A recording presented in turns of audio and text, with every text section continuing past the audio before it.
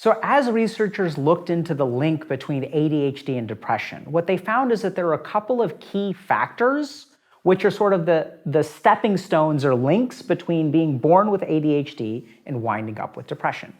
The first is academic underachievement.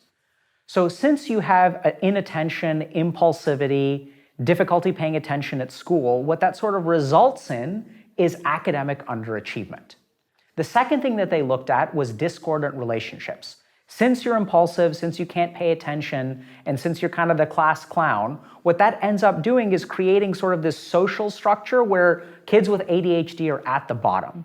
So remember that in school and stuff, like who are the kids that are appreciated, right? Who are the kids that are the most respected? Oftentimes it's the kids who perform the best at school or are the best at sports or are able to attend to conversations. Whereas kids with ADHD are kind of clueless, kind of spacey, and they're not really able to participate with the other kids in the same exact way. The third major point that researchers discovered was actually the emotional regulation bit, where people with ADHD have difficulty regulating their emotions, and furthermore, their emotions impulsively affect their behavior a lot more.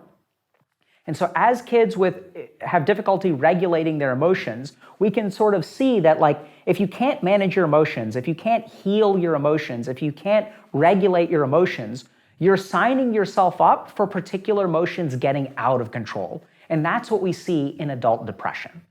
The next thing that researchers dug into is they discovered that as kids with ADHD underperform, struggle with their relationships, and really struggle to regulate their emotions, is they grow up into adults that have very low self-esteem.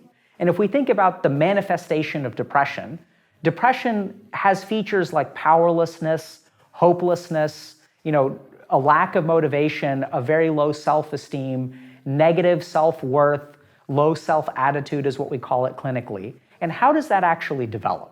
So let's kind of think about this a little bit.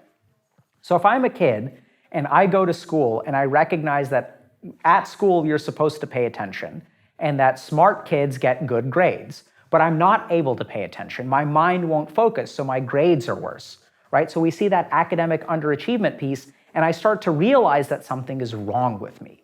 Then what happens is I have teachers and parents telling me that I just need to apply myself more. I have so much potential. I need to work a little bit harder.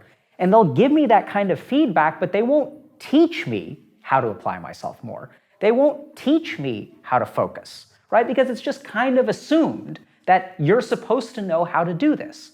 And that in and of itself is especially devastating because you look at the other kids and none of them need to be taught how to focus, right? And your parents don't even realize that you need to be taught how to focus. Your teachers don't even realize that you need to be taught how to focus. It's just everyone else is able to do something that I am not able to do. So what is the conclusion that I naturally come to? I'm busted. There's something wrong with me. And as we sort of move forward in life, as we're not really able to engage in relationships, right? Because we recognize that kids have friends, but I'm not even able to make friends the way that they are. And what we tend to find, researchers have actually found this, that children with ADHD are less likely to be invited to birthday parties. So imagine what effect that has on a child, right? Oh, so-and-so has an awesome birthday party planned this weekend. I didn't get an invitation. And on Monday morning, what is everyone talking about? Oh my God, it was awesome. They had this person show up and they had a bouncy house and they had pizza and they stayed up and all the kids are talking about it. And then how do I participate in that conversation? So what happens is this impulsivity, this inattention, this inability to regulate my emotions makes me struggle in academia, in social situations. And I start to realize, and the smarter kids are, the more they realize this, the more quickly they realize this, the more devastating it is, that they realize there's something wrong with me. And they carry that seed forward, which starts at the age of 6. And then you're not in gifted and talented programs, and you're not getting invited to birthday parties, and you're struggling with your emotions, and then you turn to pot, and then you're 19 and still in high school, and you're not getting into college, and it starts to snowball. What was born as a seed of shame then becomes a tree, and then becomes a gigantic tree, and it bears flower and fruit and grows more and more trees, and then you wind up as an adult with depression.